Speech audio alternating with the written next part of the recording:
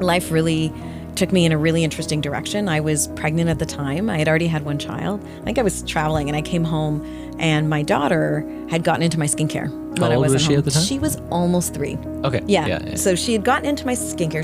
She had it all over her face, her arms, like everywhere. Super thick. Like, you know, the way that kids play with things. Mommy, I'm putting on makeup. I know. It's exactly what it was. And she was like, look at me. And I remember looking up to her and thinking like, oh my gosh, so cute. And oh my gosh, probably like $1 million on your face. And then thinking, oh my gosh, you have to take that off your skin. This is going to kill you. Yeah. I have no idea what's in it. This is toxic. This is toxic, right? Everything that I buy says like anti-fatigue, anti-wrinkle. Like, gosh, if my skincare isn't good enough for her, it probably isn't good enough for me. You, yeah. Founded in 2017, StartWell is Toronto's independent hub for innovators to collaborate. Our podcasts relate perspectives from the world's most diverse urban population to reflect unique insights into global business, media, and culture. So this is the 51st episode of the StartWell podcast. So it's a pleasure to celebrate what I feel like is kind of, it's not just a new year, but it's like we're officially we just kicked off the new season with the 50th episode. And so this is the beginning of a new season for 2023. And it's awesome to have you in the studio, Lisa Mattam. Mattam, yeah. Thank you so much. I'm so glad to be here.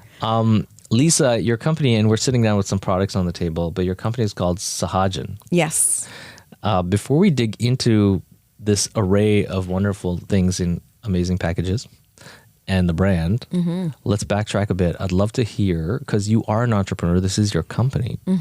How did you find your way into entrepreneurship? Was it a product, like something that you needed to develop that made you an entrepreneur? Or have you always been an entrepreneur?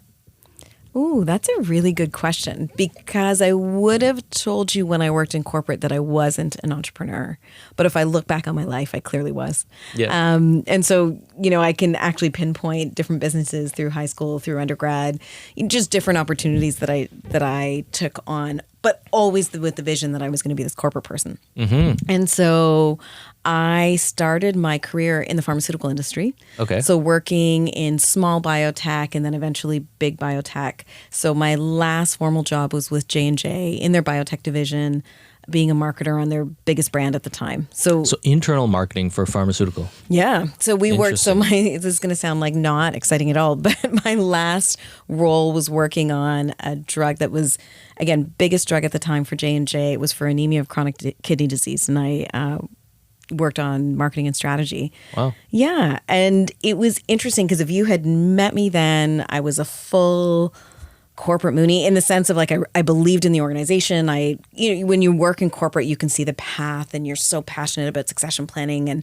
and it's your world. It's your world. It really is. The hierarchy, is. Especially, right? Negotiating the hierarchy. The hierarchy and really understanding and it's amazing because as someone who runs a small company now, you have this huge organization and everything about it. I'm a big community person. And so, in high school, I was student council president, and in university, I did all these things. So it kind of felt like an extension of all those experiences. And then not planned and for a number of reasons, I decided to leave pharma and I put out a shingle in consulting. And part of it was, feeling very inspired after working in pharma about I felt like there was this huge capacity to do more with younger leaders, to do more development around leaders, around diversity, around women. And I could really see the gaps when I was working in corporate. Yep. And I just thought there's so many things we could do better. And so I want to start working in this area. And then I also consulted back into pharma. So I went into consulting. That was really my first foray into entrepreneurship because I laugh now. And my parents, I think, were shaking their heads at the time. I was engaged to be married. I think my mother-in-law thought I was getting ready to sit home and eat bonbons or something because she heard I'd quit my job and, gave up the company car. So I was taking the bus everywhere. But I was really, really passionate that we could do things better. We could do things better for younger leaders and we could do things just to make strategy, diversity, everything better. And so I ended up starting this practice, which grew, and we consulted back to big pharma, to oil and gas, to consulting, to crown corporations. I did a lot of work, particularly in pharma, was consulting back more strategy-wise, having had that experience. And then more broadly, we did a lot of leadership work on the advancement of women, and work on the advancement of diversity. And I wrote a paper with Riva Seth, who had written an award-winning book at the time about how corporations can better incorporate moms into the workplace and how we could accelerate the work of mothers in the workplace. And this was around what time? Like how many years ago was this? This would have been so Sahajan launched late 2015. Although when I did launch it, I was still consulting. Okay. But so it would have been, the 7 years prior that I really grew the practice. It was amazing. We did amazing things. I was traveling all over the place. We were talking about your travels before this. It took me to Bahrain and a lot through the US mostly, and some through Europe. But it was a really, really great opportunity. And I think the amazing thing about that transition, because I was going from a very corporate environment, I was still consulting back to corporate. I was giving some of my time to not-for-profit, and I was doing some pro bono work, but it was a format that I understood, but I could really wet my feet into entrepreneurship in that way. And at the time, I would have thought this is exactly where I meant to be and where I meant to go. And then, life happens and you see opportunities and you get excited and you get passionate, and life really took me in a really interesting direction. I was pregnant at the time. I had already had one child. Okay. And I came home. I remember I think I was traveling, and I came home and my daughter had gotten into my skincare when I was at home. How old was she at the time? She was almost 3. Okay. Yeah. So she had gotten into my skincare. She had it all over her face, her arms, like everywhere, super thick. Like, the way that kids play with things. Mommy, I'm putting on makeup. I know, it's exactly what it was. And she was like, look at me. And I remember looking up to her and thinking like, oh my gosh, so cute. And oh my gosh, probably like $1 million on your face. And then thinking, oh my gosh, you have to take that off your skin. This is going to kill you. Yeah. I have no idea what's in it. This is toxic. This is toxic, right? Everything that I buy says like anti-fatigue, anti-wrinkle, like turn back the hands of time. That was my primary reason for buying skincare. And so I remember going up the stairs and saying like, no, if you want to play with things, this is not good for you. So if you want to play with things, these are the things you should play with. And my parents had come back on a recent trip from India. And so they had these bottles, of oils and different sort of ingredients from India. And I said, this is what you play with. And I remember standing there thinking, gosh, if my skincare isn't good enough for her, it probably isn't good enough for me. You, yeah. And if this is what I really believe in, like if this is when, when your gut check or your intuition or whatever it is, like floats in there. It's like in that moment, this is very important to me. And this is something that is easy for me to affect change with. And like, wait, I need to spend some time here. And so it took me on a personal journey to what I perceived to be family tradition, to really be steeped in this science that's Ayurveda, which is the ancient science, sort of wellness science of India. And my parents being from the south of India, this is more than you ever want to know, but when the British... Give it all to us. Tell us everything. When the British came to India, they wanted to extinguish Ayurveda. And so what ended up happening was Ayurveda went underground and moved to the south. And so now if you want to go on an Ayurvedic retreat, you want to go for an Ayurvedic whatever, you end up where my parents are from. And so... Where are they from? Kerala. Oh, yes. Yeah. Beautiful place from what I gather. I haven't, gone. No, because it's one of those things. For so many years, I kept saying, it's its own place. It is. I'm not going to add it to another India trip where I'm in like Bombay for meetings and I'll just boot down to Kerala. I always said, okay, I need 2, 3, 4 weeks to be down there and soak it up and explore. It's an incredible place. It's incredibly lush. My parents both grew up in farming families, so they could, pick ingredients from the garden from whatever they wanted, almost plantations of sorts.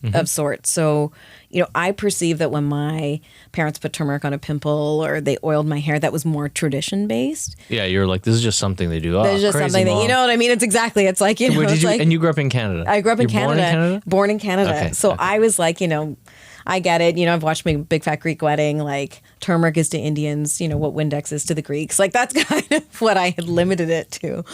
And then I started to really open my eyes to this incredible science. Right. And then having grown up in science myself, I thought, why did it take me so long to get here? Because for the most part, I try and live a life of wellness. I was an early person to yoga. I grew up in a family where my dad really believed in a lot of the spiritual and physical benefits of like a whole life. Like we had to chant when we were young. Like when I broke up with my first boyfriend, it's like write a letter and set it on fire. Yeah, exactly. It's beautiful. Beautiful. And At the time I was like, could you just be normal? But yeah, and then you realize this is a lesson in catharsis and exactly. healing and everything. Oh my God, he taught me how to deal with everything. And I realized it's because when I buy skincare, I buy it for results. I buy it because I don't want to look old or tired or whatever my issue of the day is. Buy it because it's marketed to you to solve some problem that you think you suddenly have. I have, yes. And so, but I was like, at the end of the day, I know that these old world, ancient, but time-tested, high-performing ingredients can work. I know it intuitively. I know it in my heart. I know it in my gut. And so why don't I take this and use the scientific rigor in which I was, took my career and blend the two together. So there was born Sahajan. So actually what's funny is I had a baby 2 weeks later and I can remember like 6 weeks into his life going to meetings. We hired a chemist from a former GlaxoSmithKline chemist to come in and build the first formulations. We worked with 2 Ayurvedic doctors in India on the formulas because they wanted it to be true to the essence of Ayurveda, but really deliver in a high-performing way and also in a modern way. Because if you're in, I don't know if you've been to India. Some little pot of something that you put in the fridge. Exactly. And then you can also spread it on your toes. And you put it on your face and it's red, but you don't really care because everybody else, or it smells like you put your face into the garden. Yeah. So, we had to modernize, but prove it. And so... And what was that first product? Like, was it one product that you set about developing, or? So we set about, it was a collection. And actually, if you look at our iteration as a brand, you can see that I didn't come from skincare or beauty because I came from the perspective that Ayurveda is all about nourishing yourself from head to toe. So we're going to have a hair oil, a body oil, and then face. And I remember bringing on an advisor a couple months before we launched, and he was from YSL, and he was like, "Where's your cleanser?" And I was like, "Oh no, I'll get there." And he's like, "Who launches a brand without a cleanser?" And I said, "No, I'm launching an Ayurvedic brand. Like that is ultimately the focus." And so we started with this 5-piece collection. It was really about nourishment, bringing you back to your healthiest center, but addressing skin needs. So like our Nourish Creme Riche, which we have clinicals on, which is typical of like very conventional beauty. Okay. That, you walk into a department store and you see like 100% of people experience this. We ran those clinicals against those products and they stood up against those. I remember getting the call from a lab in New Jersey saying we've never had a natural or clean product deliver these results. So I was like, perfect. That's exactly what I needed it to do. But using these ingredients from Ayurveda, which have proven themselves, but now we need to show the science behind them. So that's really how we got started. And this set of 5 products. This is the classic like Christmas box set. Then you walk into like any kind of cosmetic place for a gift, and there's the set. Well, what's funny is actually it wasn't the set. That was, I think, the point of the advisor was like, this doesn't make the set. Yeah. Because nobody cares. At the time, they were like, people don't care enough about their hair. And I was like, in Ayurveda, like we're obsessed with our hair. Okay. We're obsessed. We think that the hair is a reflection of your health. Right. And we like a lot of hair and big hair. And it's a partially cultural, partially religious, or not religious, sorry, in the science. And so it wasn't your classic box set. But it was really... What are the expectations, though, of that box set, Like, did you have to, when you looked at the industry, the kind of like... Are we talking cosmetics, would you say? I would say beauty industry, sure. Beauty industry.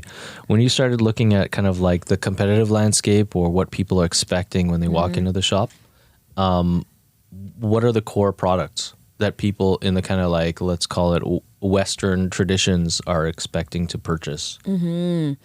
So it's changed over the last number of years because the way that we consume media has made us look differently at beauty. So in the past, you would have needed a brand to launch with a collection so that you could get your routine, you could get your cleanser and your toner and your serum and your cream. But what's interesting about what's happened in the last is one, beauty brands can have these like hero standout products where it's like, I'm willing to try other things, but this is my serum or this is my sunscreen or whatever. Okay. But also the evolution of social media has allowed some brands to grow off of a product, something that's just wildly innovative. And so I think the way consumers are making choices is continuing to evolve and at such a rapid rate because of social media. So expectations of what a product can offer them changes. The relationship between products that are of different brands changes. And then the personalization. I think taking ownership of personalizing your array of solutions Absolutely. to beauty and longevity or whatever is it becoming a subjective journey? It really is. And I think, one of the biggest takeaways for me, which I didn't expect or understand when I went into this, is how much the authenticity and the founder's relationship with the brand, that all of that, it was so inherent to me and I was so passionate about that. But now as you're seeing brands evolve and you're seeing, celebrities launch their own brands and different things that are happening, is people are saying, no, like we want people who've grown up with this tradition, or we want somebody who's solved their own problems and we want to learn from them. They really want authenticity, transparency. That's the word, capital A, right? It's definitely the thing that we keep hearing in the last few years. It's something that even my brand, stands for, is really kind of like relating the truth in why you're in market for something, And I like this, the product market fit question. It shouldn't necessarily be a marketing problem that creates the product, but, perhaps a personal need to solve something. And it makes sense that people connect with it. And it makes sense that like our, the accessibility that social media affords people, to be sustainable as a brand, you need to keep telling a story or be true to a story. What a wonderful beginning to the journey, because this has now been how many years that Sahajan's been your third baby? It's hard to believe, and when I say this, I can't imagine, but it's been 7 years. Wow. 7 years. 7 years. It's incredible. Are there so paint the picture of that journey. I know it's a loaded question because 7 years is a long time.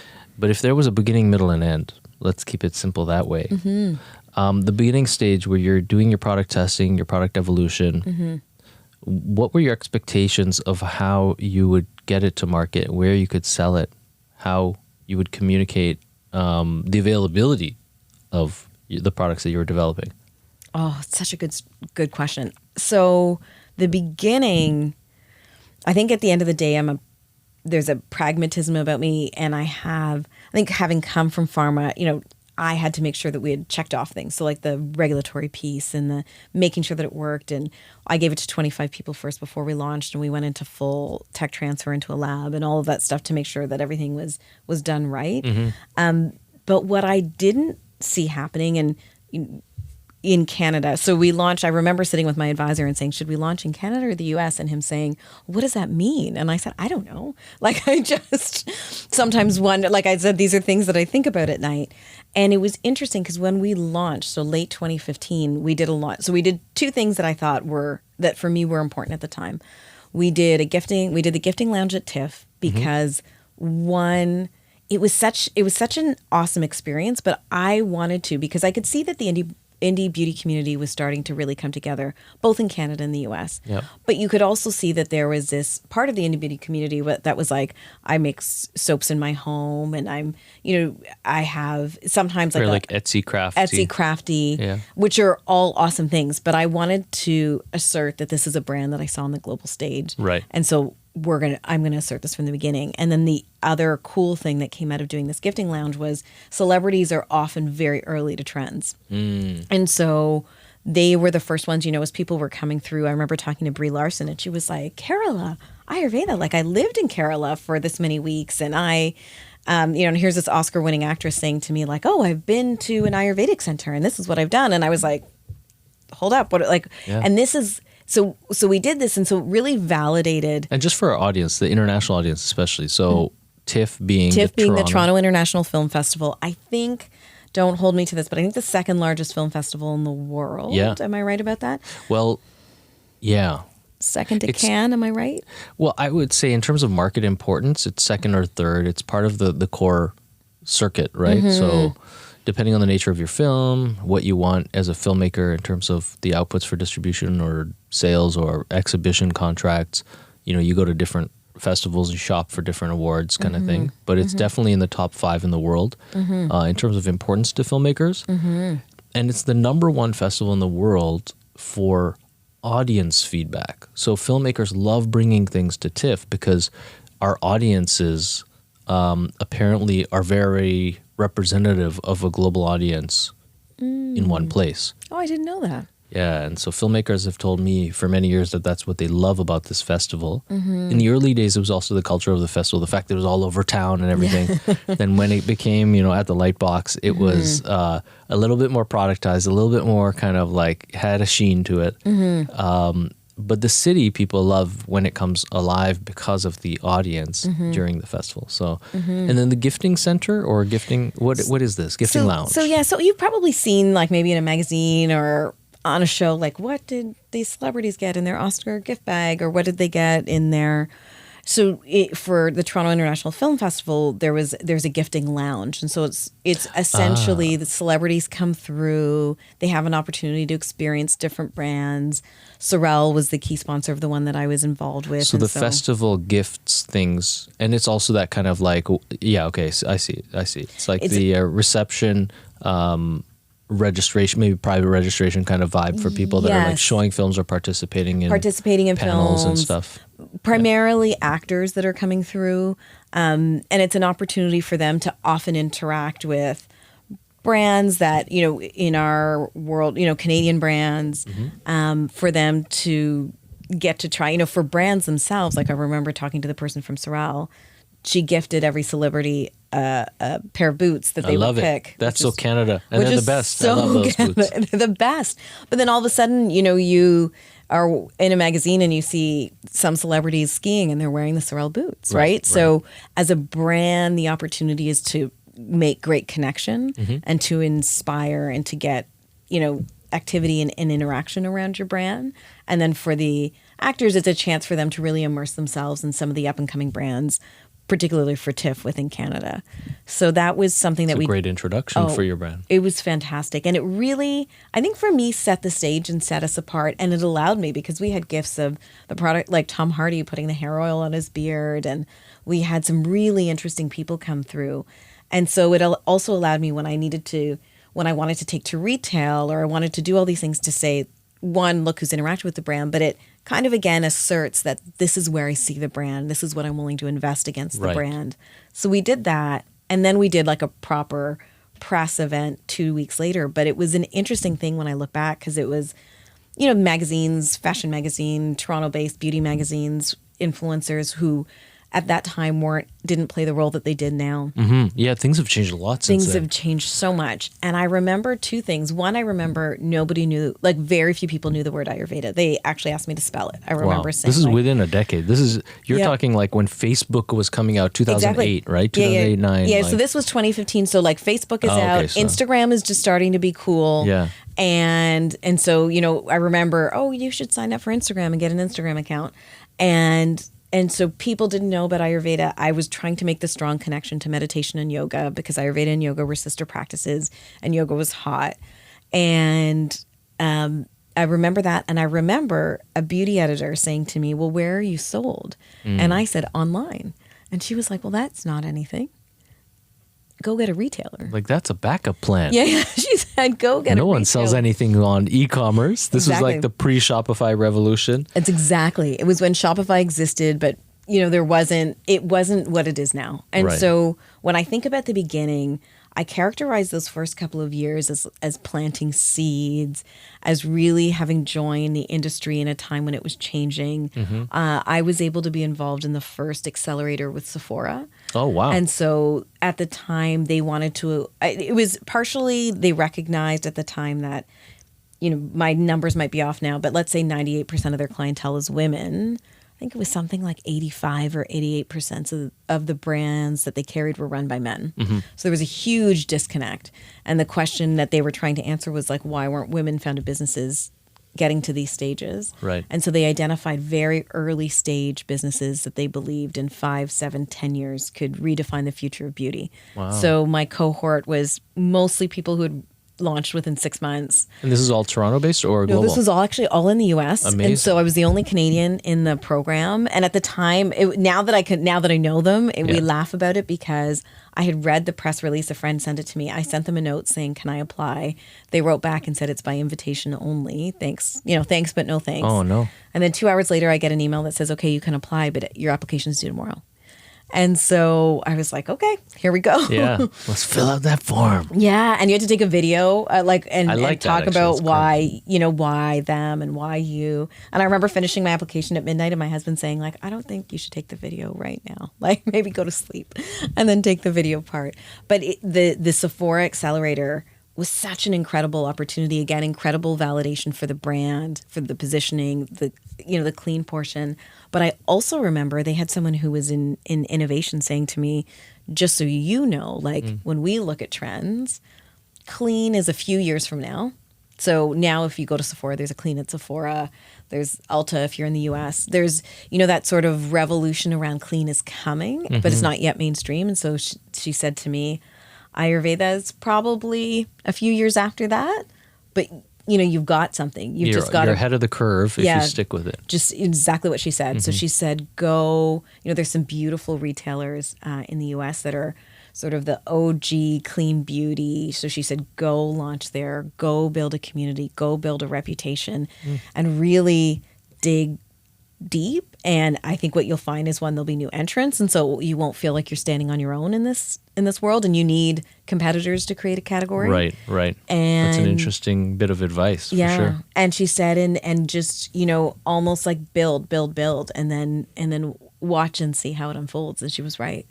So how did it unfold? So I'd like to think we're in middle. Okay. Yeah. How did it unfold? It was, so we are in those retailers. We're at Credo Beauty in the US. And what was that journey like? Were you literally going door to door to talk to retailers? Oh, it was like, it's a grind, right? It's a grind. I remember reaching out and them saying, no, we don't need you. And then me reaching out again. And then, and then just I'm sending press and I'm saying, look, our cleanser won this, or our cream did this. And so it's a grind. It's knowing the right levers to push. It's, access is a huge thing. So I was constantly, if I was trying to connect with someone, did I know someone who could help me, advocate for me, help make these things true? As I mentioned, like things like having photos from this TIFF gifting lounge, telling people that I was in the Sephora accelerator, really, I think also gave a nod to the future of the brand.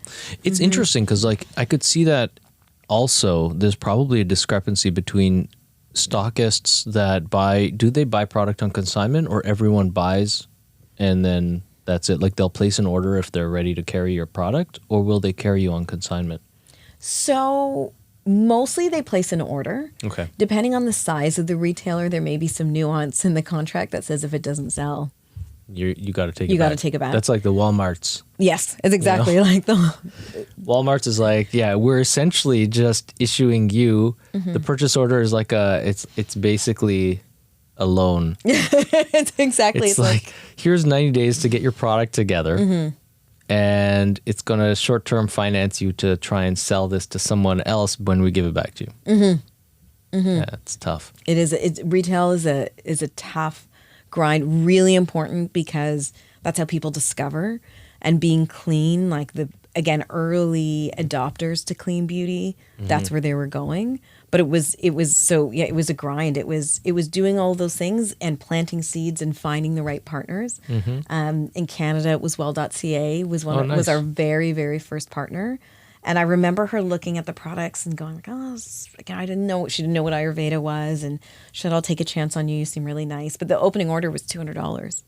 Oh, wow. And so I was like, okay, great. This I barely pays for all my TTC trips this week. That's not much money. It's not. And so we had to grow. And then it became the shopping channel in Canada. Okay, that's interesting. Very interesting. Wow. Who would have ever thought that, that you'd sell stuff on the shopping channel? Is the shopping channel still on television? Oh, 100%. People buy stuff on the shopping channel. So how does that work? Is it like, I feel like this is now a bad anecdote. I don't know if I should go there. No, this do is it. like, there was some horrible comedy show that was on like Apple TV recently, but is it that kind of, made fun of this whole shopping channel thing. But am I right in like you get a spot on the shopping channel to take your product to live to air and you got to flog it? Yes. You have to sell it to the audience live. Yes. And they're watching the data. Yes. And if the data doesn't come back good because you're not essentially, Selling it well enough. Let's call it that. Selling it, your soapbox pitch is not good enough, and you're not really like, an actor or otherwise super authentic. Whatever it is, you've got your shot, and if you blow it, you're done. 100%. Like that's. But if you don't blow it, you got to keep going back, and you work at like 4 a.m. Yes. Until you sell enough that they give you the prime time slot. Yeah. Is that how it works? Basically, I mean, in Canada, it's a little different because we're a smaller market, but essentially that is how it works. It's you go. I'll be honest, and they're a great partner. When someone had said to me, you should go on the shopping channel, I was like, what? Like, isn't that the place where you buy like, I don't know, fake massagers and fake jewelry and like spider, monkey, head massagers? Like I think I knew it more from Bridget Jones' Diary than I did from watching it. And I remember it was actually someone from a really big beauty brand saying, no, that's where people discover. Wow. And because what you don't realize, she said to me, was like, there are people who keep the shopping channel on in the background while they're cooking, while they're cleaning, while they're doing things. There are people who sit down and watch it, and might not be that person right now. You may be in the future, but there is a very important demographic, and they go to the shopping channel for value. They go to the shopping channel for discovery. They go to the shopping channel because it's an easy way to sometimes access really cool things. Because in preparation for my first shopping channel episode, I watched the shopping channel like it was going at a style. You have to study it. And I actually had to put the phone away because I was like, I'm going to buy everything. It hooked you, huh? It hooked me. I was like, yeah, that's me. Every time, because there's because to your point, you have to flog it. So you can't light sell something. You can't be like, oh, this makes me feel good. You have to be like, if you're tired and you have kids and you stay up all night and you wake up in the morning and your eyes look tired, like this is for you. Right. And this slap chop will change your life and exactly. give you back time. And isn't time the most precious resource in the world? Why chop a tomato or whatever something that you don't even chop? It's exactly. It's like, why make soup when you can? Yeah. But you don't. What was amazing to me is like, so in Canada, like Dyson's on the shopping channel. See, that's interesting because that's like a luxury brand. It's a luxury brand, right? Vitamix, like actually, it's where I bought my Vitamix blender at the time. They have these really beautiful brands that also who are maybe again want to have a greater place for discovery, and so it's an incredible customer because they love the shopping channel. They're very loyal to it. They love that it's an incredible return policy, like kind of like Costco, and so you can order it. If you don't like it, you send it back. But they're very engaged customer. So how is that? Run me through that first kind of jumping in front of the camera moment. Oh my God, I still remember it because the guys behind the camera were telling me to calm down. But it was exciting. I was nervous. Is there a live audience as well? No live audience. Okay. So imagine, in some ways, you and I are talking right now, but at least we can look at each other and we pull off of everybody's cues. Like imagine if you and I are talking, but we're both staring this way. Oh, like direct to camera is tough. And it's tough to keep the energy up after a minute. You're like, I just said everything I need to say about this product. It's amazing. It's amazing. And anyway, that's exactly what imagine you're going skiing. You have to create these and like you're just stories. creating these stories, and you're riffing off the host who you've maybe met for 5 minutes, and they're experts. Like they are experts. They study the products. Like they know the general things that they want to hit. They know what your point of differentiation is. But for me, the one uniqueness is most of them couldn't say Ayurveda. Most of them didn't know what Ayurveda was. So it was big introduction. So, it really speaks to the journey. Like, because now I was there last month and now we don't go as often. I go like maybe once a quarter for 10 minutes, but because it's local, it's awesome. Yeah. And, but it's the weirdest thing because you're sitting there and it's live. Nobody's there. The team has done this so many times. So the camera guys are like, yeah, Right. Yeah. It's this. They're not in the moment with you. They're not in the moment. No one's in the moment with you. Nobody's in the moment. I'm like deep breath, like, oh my God. And then, and pre-pandemic, they did your makeup for you. So you've like got enough makeup on that, like it looks like you're in the wetness protection program. Like you cannot, you have to chisel it off when you come home. If it goes south, your family won't even recognize you anyway. No one's watching. And they have all these things like at the shopping channel, like you have to have your nails done. You have to have this, which is fine. And it makes sense because it's like everything you have 10 minutes. Yeah. And the people that are watching it all the time, I guess the point is draw their attention to the product and everything else should be a flavor of each other. Yes, right? and everything should be consistent. So you've got this beautiful brand, Yeah. and at some point the cameraman's gonna, get a close up of you holding it. If your hands look a disaster, who wants to buy that product? And then on top of it, if your hands are a disaster, that's what they're going to be staring at. No, if it was me, I don't know, my hands would be sweating. Yeah. I'd be like, I'm going to drop this product, man. Don't do the close up. I remember No, I'll probably be okay. meeting the president of the shopping channel and him saying to me, like, you've got to look like you love the product. And I was like, no, I love the product. No, he's like, you've got to look like you're going to caress the product. Yeah. Like, you have to You are in love with the product. You are in love. Not like it's just your mission and your vision and your baby. Like, you are in love with this thing. It's your snuggie. It's exactly. So it was an incredible experience for somebody who's never done it. Yeah. It is live. So when you're watching it, it is live. It is exactly how it's going. If you have this expert with you, which is great, which is the host, so they can guide you. And if they feel like you're going crazy, they just cut you off, and you just you just sort of roll with it. And you're like, oh, okay, they just cut me off. But I remember like a few years in being on air, and the host had like a coughing spasm, which happens, and so she walked off air, and I was like, I'm by myself. You gotta, yeah. I'm like, I've got to lead this for the next few minutes. Awesome. But they're so like, even the management team, like they're so used to this kind of nuance that they're like, oh, you were by yourself for a couple minutes, whatever. Whereas for you, you're like, oh my gosh. And I wish I knew the number now, but I forget how many X million people are watching at any time. So it's huge. It's huge. And so the first order from well.ca being $200, what did you, if you remember the numbers, like what came in terms of orders on the shopping channel when you were up there the first time? So the first time was different than any time because, and I can be perfectly candid with this, is that so the shopping channel customer and our customer have an overlap, but it's not a direct, not our direct customer. It seems like something new probably for a lot of people watching. It seems like something new. Clean, again, was really early. So the value around clean wasn't the same way. I remember we launched in January, and so we tried to do this like new year, new you. If you're detoxing, low toxing, you need to do this with your beauty. It is a more tenured customer. And so our customer skews a little bit younger than theirs. And their customers are incredibly value-based, which is why it's amazing. Like, I'll tell you this honestly, like it's amazing to shopping channel, because if you get them on the day Dyson's on, like they're getting deals. They're like, it's all deals. This is all special right now. I got to buy everything. Yeah. So our first day we did these half-hour segments through the day.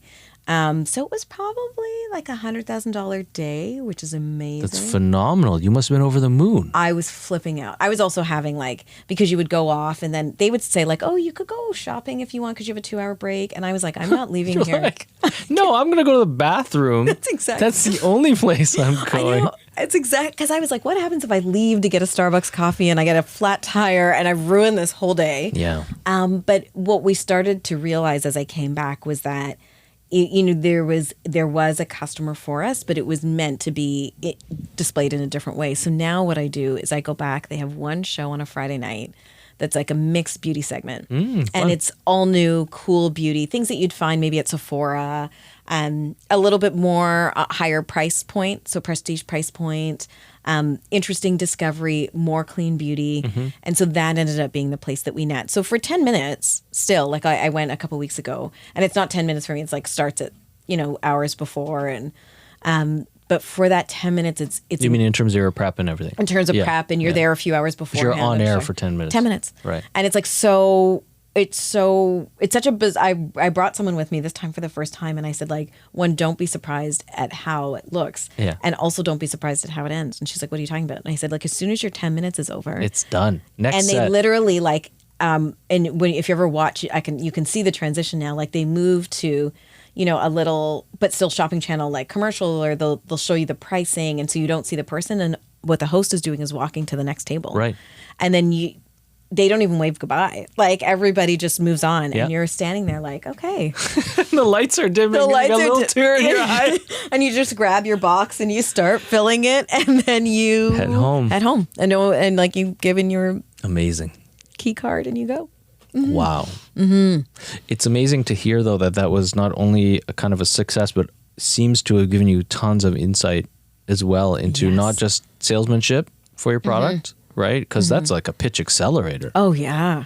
To then also this like D2C play, because, you can be e-com, but even if you're D2C e-com, it's tough to kind of like question the interface with the client and like what the real messaging should be to sell in the moment they're ready to buy on your website.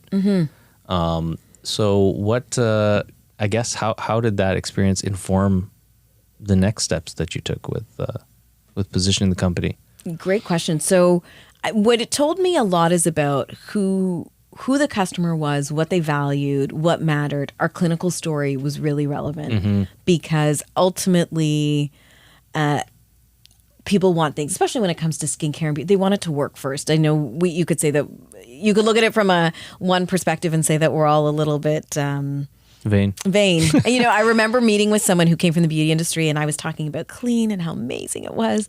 And he said to me, let me be clear, like women would put ground up children on their face if it made them look younger. And while I found that so awful. Horrible. You just need to go to the south of France to see it in up close and personal.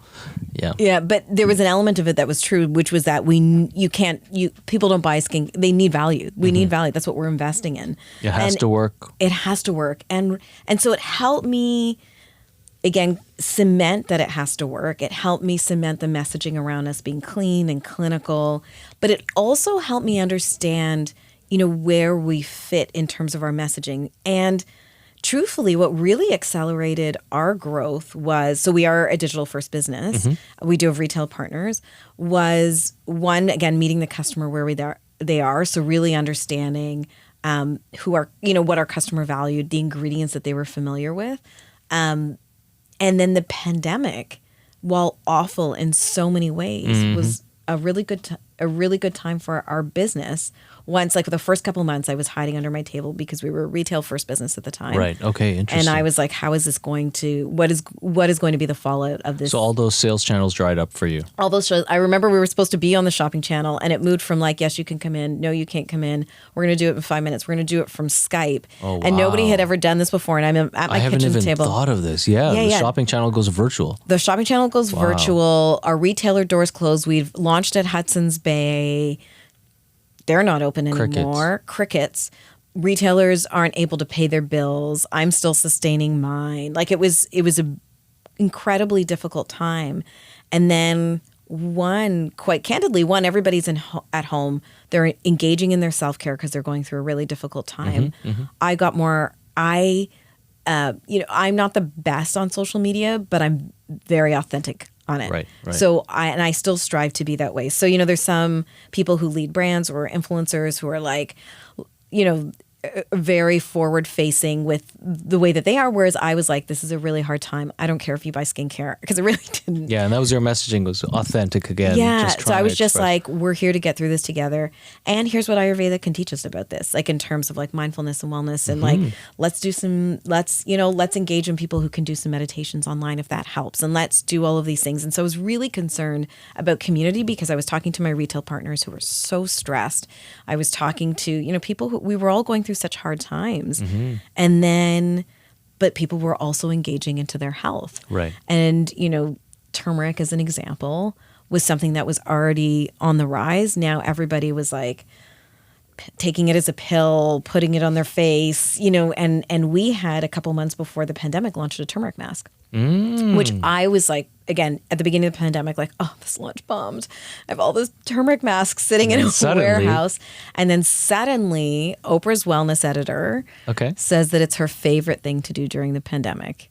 Every Sunday she masks with our mask. Amazing. Which was amazing. And she calls out that it's an Indo-Canadian brand. So she calls out that we're a Canadian, which I think as a Canadian, I do go out of my way to support other Canadian companies. And so I think when people saw that, and then she calls out the Indian heritage piece, which is incredible as well. Yeah. And then calls out that it's turmeric. And everyone's at this point is like, turmeric is everything. I want to try this.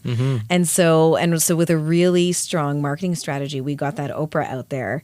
And then the next 4 months just became about keeping things in stock. And that was, and that amazing. So people were discovering your brand through that product, but then also ordering other products from you. Or ordering other products from us. They were starting to say, oh, wow, like this is as clean. I want to go clean. I'm worried. It was almost like there was this small snowball that was happening around clean. And you know, if you read, you know, industry trends, it was like clean's the biggest, fastest growing segment in the market. But now people are at home and they're like, oh, I really need to rethink my life. Right. I really need to think about what I'm putting in my body, what I'm putting on my body. And Ayurveda historically has always said those things, that the skin is the largest digestive organ, that, you know, and one of the things that comforted me was Ayurveda actually says that taking care of your beauty isn't vain. It's taking care of the temple that houses the soul. And so when I started and I actually started working with an Ayurvedic practitioner personally. Wonderful. At the beginning of the pandemic, which was helping me with my health and just a number of things, it even got me deeper. And I think that that's the authenticity that people came to. So we were doing skincare, but we were also sharing recipes. We were, you know, and that's ultimately community developed. It's community. Yeah. That's an amazing thing. That's also another thing that is resonating with a number of our guests on the show is brands need to, you know, engage or go deeper with their audience, especially because the audience doesn't want to just be a passive audience. They're like, this is part of my life, especially with these products. This is part of my life. I want to share that with other people who have similar values and are interested in how their lifestyle is something they can own. I did this thing, right before the holidays. I contacted our 15 top customers to talk to them, to ask them questions, to ask them for advice, feedback, you know, figure out how they found us, figure out what they liked, what they would love to see more of. And far and away, what I heard was some knew Ayurveda and wanted to incorporate it into their life. Most didn't, but were on this journey of wellness and said, I love the product. Like ultimately they said, first and foremost, the product is amazing. It works. Like you could not talk about anything else and we would still buy it. But I know. There you go. I was like, there you go. I know. It was like, that's what I've been saying. Yeah. But what they also said is like, we love when you do things that's bigger and broader than just the product. Position the product in the context of this science. Position the product as a community. And what was interesting is I had two people who said to me, you know, you don't realize this because I'm not on social every day and all this stuff. But yeah, because you ain't 23. Yeah, exactly. But it was like, we love seeing you. Yeah. And we love it. Like one person said, like you had posted something. And I sometimes post things that I think other people would say is probably not a good idea on social. But like, I remember during the pandemic, I would have the kids in the background if I was doing stuff. Sure. You know, and they were like, we loved seeing that. Or like occasionally I would post like a morning shot where I'm making breakfast and answering emails at the same time. And they were like, we love that. And it sounds so basic. No, but it's funny because I think especially I would pitch this that coming from the corporate background that you had career-wise, there are cultural cues that become baked in your subconscious from that experience where, you know, it's not quite like the collective first, but the corporation first, and everyone kind of, you know, is towing the line as an employee, and you are replaceable in that. The room for individuated identity and that to be expressive of a larger brand in corporate North America, historically, of course, has not been something that's been celebrated. From my own kind of playbook, I mean, that's something that I found when I was working for Big Blue, that in a way, if someone that was on especially a customer-facing function, sales, marketing, was personifying things a little too much, then there was a mark on their back. And it's funny because I personally, even with my business, with StartWell, I went through the same thing. I was very focused on StartWell itself, the name, and the other iconography around the brand, carrying as much of the story of the brand as possible for a number of years. This podcast itself didn't find its way onto video format. We were broadcasting episodes or podcasting audio episodes from 2017, but it took until 2021 to go to video, not because I didn't have the capacity, but purely because I felt awkward around being the face of the brand. And then when I embraced it, because also the pandemic, and said, well, look, also marketing kind of broke a bit during the pandemic for a lot of different segments. We're a retail business that is experiential. And if people aren't walking in the doors to experience it, I can go to the 9th degree of producing media that can articulate the value of what we have on campus. And we did that with 360 walkthroughs, with videos, with photos, with all of this stuff. But at the end of the day, you need to humanize it, and so yeah, it was a weird moment when I realized, hey, you know what? I can create a video talking about this place and put it on the screens that face the street. And I did that, and I kind of felt awkward because for the first few weeks of even having my face on a screen, I thought, oh no, everyone's looking at me, and it was awkward. But people kept congratulating me.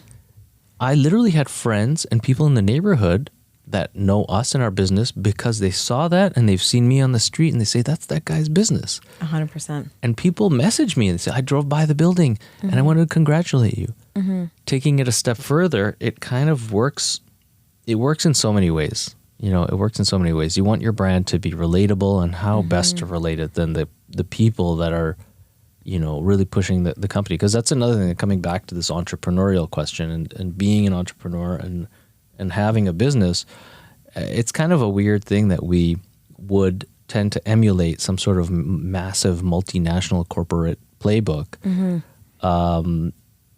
just because that seems to be a subjective expectation for the ultimate growth of your company, that you'll be the massive pharmaceutical company in 20 years. That might not be the intention of the brand, but it's just baked in your brain that it's like, oh, I got to act like everybody else to be relatable. When it's the opposite in a way a lot of the time. It is. And I think to your point, I think one, and I think corporate has changed a lot, but I think, in my day, it was like you could be yourself at work, but only so much. Right. Right. And even in the early days of the brand, I remember taking an important call with a retailer and saying to my kids, because they happened to be in the car when I saw the number come through, like, nobody breathe. Like, nobody speak, don't make a noise. If you want to sing in your head. Like, and now the pandemic has allowed us to be like, yeah, I'm in the car with my kids. Yeah. Right? I'm doing this. I'm on the go. People understand now that you pick your kids up from school. People understand certain things. And I mean, it gave us permission to be more authentic. But I think to your point is, I still sometimes feel awkward being the face because I feel sometimes it's easier for me to be behind the scenes, right? And be thinking about the brand versus out there on the brand. But that's what people want to see. And to your point, I laugh, and I'm sure you've seen this ad when you've been on a plane. It's like So Safe, and he's talking about... Oh, that on Air Canada, right? Yeah. And the reason why I say that, because I was just on a plane last week, I saw it again. Purpose Capital.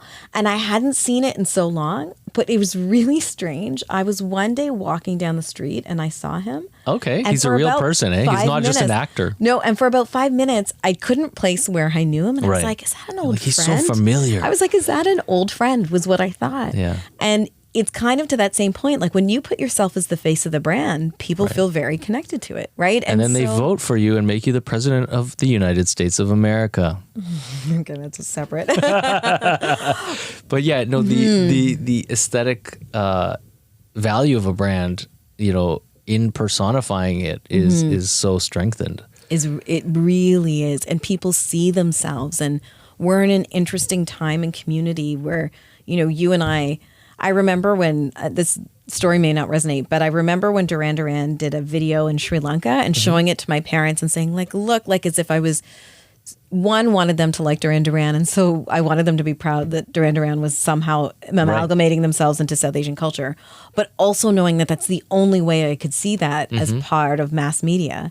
And now, look at the summer. Like, did you ever think you would see a time where Never Have I Ever, Indian matchmaking, I think there was a wedding season or arranged marriage or whatever the movie was, like all were number one on Netflix. Like we're at a time where culturally people are seeing themselves. Yeah. We're at a time where, and so in that sense, like when I think of the brand, like people can embrace it in a way they may not have before if they identify it with it, but also that we're globalizing all of these things. We're globalizing the philosophies and the ingredients. And so, people want to be engaged.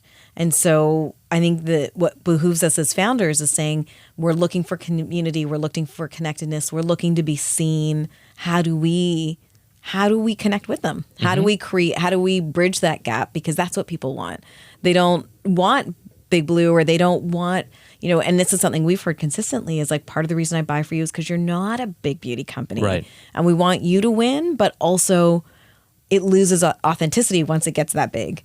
And so that's what they're looking for. And so sometimes as much as awkward as I feel, I think like this is, if my whole goal is to be in service to this brand, this is how I have to do it. Yeah, and I'm sure it's incredibly fulfilling to be able to represent something that is, yes, of yourself, but also shared with your customers. You know, that's what's so amazing about a product like this, that is not just, it has that context around it. The context is part of your context. The context is also part of something that is accessible now through the product to other people and has a lineage. It's amazing. Let's talk about these things that are on the table, okay? Yes. So I'd like you to show me what is here. I want to ask you also about aesthetics of the brand as we look at, you know, the products that you brought in here. So I didn't bring them all. I just sort of quickly grabbed what I wanted to gift you, and then, and then some other bottles for, just because I think they're so lovely. So here's what I'll tell you from at the front and center, as we talked about how we put together a collection. Now we do have all those steps. So, you know, our deep user, our biggest fans can, and we've seen it, like when I talked to our top 15 customers, my first question was, you know, my first 5 questions was, what's your favorite product? And they'd say like, the cleansing oil, no, the toner, no, the serum, no, the cream. They couldn't decide. They couldn't decide. It was like, phenomenal. Oh my God, it was like fuel to my heart. Like it was so, you know, it was amazing. And so we do grow based on the fact that we want people to be able to experience. And then what we do is we develop, is we ask people, what do you want to see? Like, what is it that you want to see? And that's what we'll develop. So what I will show, I'm going to show you a couple things, and these are actually yours. So it's okay that I'm opening of course, the gifts for you. Of course. So this is our best seller. Okay. And hopefully it looks gorgeous when it comes out. And this is our Nourish face cream. So you can see that right there. I want to eat that. Oh, it is. That looks so rich and delicious. It's so rich and delicious. It gets its color. So it's got like a mocha color, but it doesn't leave a color behind on the skin. Yeah. So it's almost like not caramel, I don't know. Absolutely. It's totally mocha caramel. This looks like it's like I could bathe in this. I know. And the first thing you do. And so the color comes from this ingredient called triphala. Okay. Triphala meaning 3 fruits in Sanskrit. One of the fruits is amla. Trifula. Yeah. Trifula. And one of the fruits is amla, which is the Indian gooseberry, which you've probably maybe have experienced somewhere else. It is the most antioxidant rich fruit in the world. 20 times the amount of vitamin C is in orange. So really, really good for the skin. Like when people think vitamin C. Yeah. And then what's amazing, I describe this skin, like we had a customer who called it the clean La Mer, if you know La Mer. But yeah, absolutely. It's to me, I see this as like renewing your skin back to its healthiest center. It's if aging is important, we've got clinicals against it on aging. So in 6 weeks, 100% of people had a minimization in their fine lines. But also 100% of people had a difference in their skin's hydration. Also, 100% of people reporting that their skin is brighter. So it's like this overall, this is my ride or die. I can't, like I once forgot this and I bought it from the city I was from. That's an amazing validator there. Yeah, so this is awesome. And that's something you apply morning and night. Yep. If you're a real beauty junkie, our serum and cream are our best sellers. So you might apply this radiant serum first and then this after. Yeah. But this is my, I can't live without. I use it all year long. It is a richer cream, but it doesn't feel heavy on the skin. And it is, to me, emulates what the brand is, which is like Ayurveda meets science. Lisa, can I just read out the inscription here, the letter from you in the product, in the box? So it says, I'm committed to bringing you evidence-based skin and hair care products that balance healthy, mindful living with the rich heritage of the Ayurvedic traditions in which I was raised. So see, that's what we're talking about. The personification of the brand is simply right there on the package. Someone opens this up and has your name on it in a little message. I love that. Thank you. And, you know, it is a beautiful package, too. Like the branding is, we mentioned luxury earlier, right? But it feels luxurious. I mean, part of it is the emboss of the brand. Yes. Why did you go with copper, that color? So I worked with a Toronto-based agency on the branding, an agency called Brio down the street from here. And when I did everything with them. We did naming, We did the brand, we did the logo, we did all the branding. And so it was interesting in the evolution because Sahajan comes from the word Sahaja, which Sahaja means intuitive in Hindi. And so we took all the things that this brand meant to me, and then we had them translated to find the right name and the right place for it. And then, we wanted to make sure that the brand, you could identify that it had South Asian roots. You could identify the nod to both South Asian heritage and Ayurveda, but that it felt very modern. So copper being something, actually copper as a metal in Ayurveda, it's used in this thing called a kansa wand, which is different from a gua sha, if you know gua sha. But it's like a wand that's often used in your skincare, but it helps with lymphatic drainage. And the belief in Ayurveda is that copper is like soothing, it's antibacterial, it actually helps to balance pH. But copper has a very rich, vibrant heritage in Ayurveda. And then to your point, it aligns beautifully with this prestige feeling that, it's funny that you could tell that you've been involved in brand so many times because most people don't pick up that it's been embossed. So it's definitely an expensive box. I'm not going to lie. Yeah. What I learned actually about beauty, and I'm so proud to say we're not like this, is a lot of brands spend more on their packaging than they do on the fill. Sure. Our fill far outweighs our costs. Right. But we worked really hard to bring an elegance and a modernity to the packaging so that, again, if Ayurveda is not important to you, for a light user who's just like, I really want a cream that works, they're in. If you're a deep user and Ayurveda is important to you, it also resonates with you. And so that's what we were trying to accomplish with the brand, that it would, if you used to be an Estee Lauder user, you could feel really confident about putting this on your counter because aesthetic does matter. It does. It definitely does. I mean, like people are all about aesthetics. Their bathrooms are beautiful with the contents of their bathrooms. Well, you've got so many things here. Yes. So you're looking at our Sleep Well Bath Soak. This was something that we created 2 years ago before holiday. Okay. This was inspired because, one, we heard from people they wanted to be able to gift more of the product. And secondly, is as this was in the pandemic that we launched this product, is that people were so deep into their self-care routines that the idea, one, of having something that they could use in a bath to calm, to ease off, to leave the day would be so important.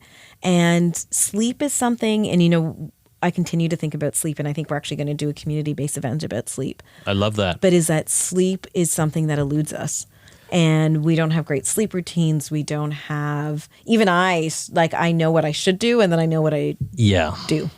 And so airplane mode. Exactly. And so, we worked with an Ayurvedic practitioner. She chose the ingredients. And so there's jasmine in it, which is such a great scent. But jasmine actually is a flower, only blooms at night. I don't know if you knew that. So it's called the Queen of the Night. And so it's believed in Ayurveda to renew, restore, but also to promote good sleep. Right. And so we're trying to, again, create that luxe experience, but also giving you something that is going to have meaningful benefit, or that you can incorporate into your night routine. And of course, talking about science, I mean, there's magnesium in it, right? Yes. So the idea is it will calm the muscles and relax you.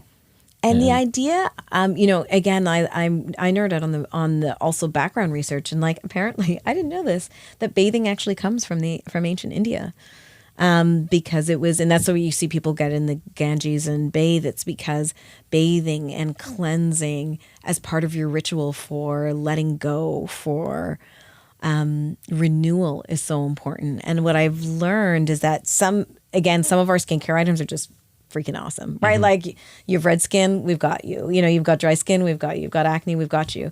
But then some of it is just like, we want to be a partner in you living a life where you feel better. All in all, so how many products are in the catalog? So we've got 12. We've got 12. And so I'm meaningfully expanding. So some beauty brands will launch 3-4 things a year. We don't do that. We do 2 at a max because our creation time or our formulation time is long. And 2, I want to add on, and again, in meaningful ways. That is not just about we need a new product, we need a new product. Yeah, I've talked to fashion houses that have kind of escaped this seasonal sales cycle to drive their creativity. They've escaped that with the same logic. It's like, we're providing value to our customers. Yes. And that value shouldn't be accepted only within a time frame. And at the same time, it's not about getting as much money from the same customer. It's instead about providing them the value and giving them the choice of what they want to buy. That's exactly what we're trying to do. And so, we continue to build in. We'll have 2 launches this year, which I'm excited about. So stay tuned for more. But yeah, all good things. And now that we're in this kind of hopefully pandemic world, where e-com has a larger adoption than ever before, is it still, and now retail also has picked up a little bit. So where are you seeing for 2023 the bulk of your customers? And also tell me a little bit about this kind of, what's the global dispersion of that customer base as well? Sure. So what I did see kind of in 2022 and we're seeing in 2023 is, yes, digital adoption is high, but now we're starting to see that people are coming back to retail. They're craving retail, actually. They're craving more experience. They want to get out. They want to discover new. So while we transition to a digital first business, and I believe we'll stay that way, I see the mix is a little bit different. Like in an ideal world, we might even be 50-50. Wow, that's great. Which is nice because, again, we need places of discovery. We need to meet the customer where they are. We need for them to find us where it is that they want to find us. And I think that what we'll see with brands in general is this interesting interplay where maybe you found me at a retailer, but now you buy us online, or you found us here, but then you happen to be shopping and you saw us again. And that's okay. And one reinforces the other. So, so that's what I see coming. I think it's going to be, and we're majority North America with a balance between Canada and the US. What I see is a few things. So one exciting news for us is that starting June, I think it'll be more June, at the Ritz, the JW Marriott, the W, the St. Regis will be the in-room skincare partner. Here in Toronto or? All over the world. What? I know. That's huge, Lisa. Congratulations. Thank you. It's so fantastic. It's so fantastic. And it's fantastic, obviously, for the brand. Right. And it's in room. So if you've traveled a lot. So when I was in my early days of corporate, that's how I did discovery. I stayed at the Fairmont, and that's how I learned about Le Labo. I stayed at the Four Seasons with work, and that's how I learned about L'Occitane.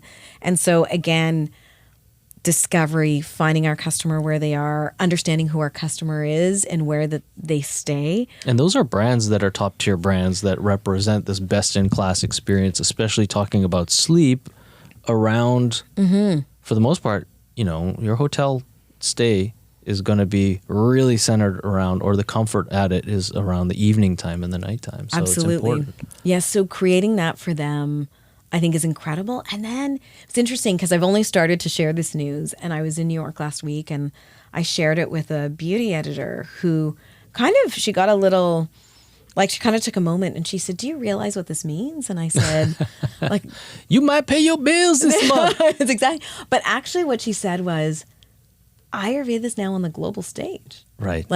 In a very luxurious but mainstream way. And we've never seen that before. She said, we're starting to see, because now there is, just as predicted, there's a category that's built out.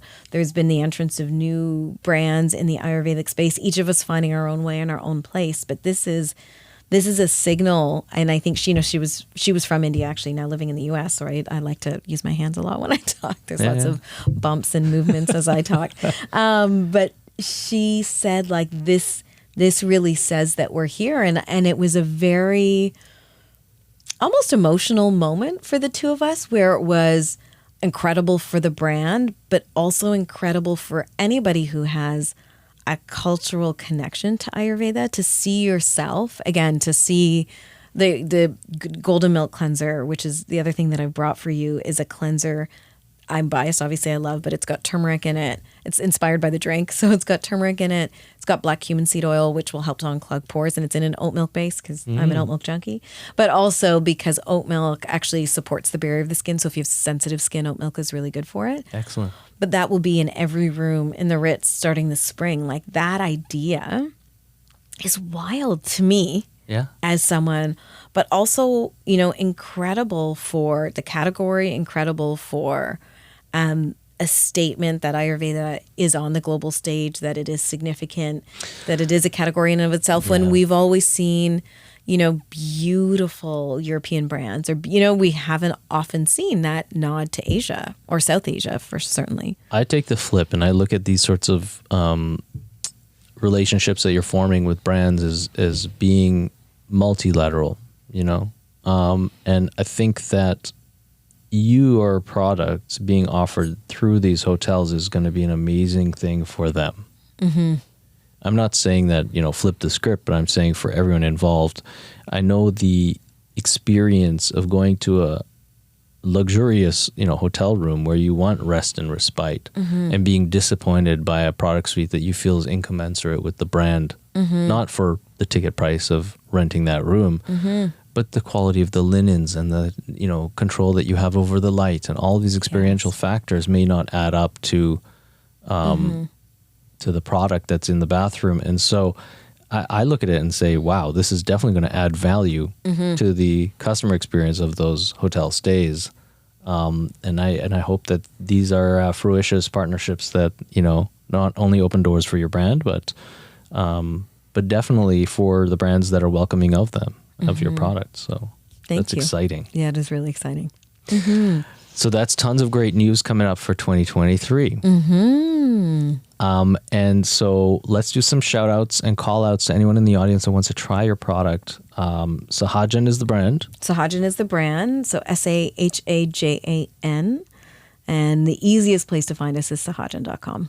Awesome. And at sahajan.com, is it primarily a place to buy the product, but also learn more about the ingredients? Do you guys have yes, a bunch of content that kind of walks people through the context of the products and stuff? Yes. So you can learn more about the brand, more about the products. You can join the newsletter, and we send out obviously product related stuff, but that's where you can sometimes pick up our recipes, some guidance, invitations to events. All of those types of things come through there. And then we do have our blog, which I need to spend a little bit more time on. But it's a great, what we're aiming to create is a place that absolutely you buy your skincare, but supports you in your wellness journey. Excellent. It was a fantastic, fantastic time in studio with you today. Thanks for coming in. Thank you for having me. It was so nice to hear your story, and I can't wait to try your products. Thank you so much. All right. Fizz bump. Boom. I love it.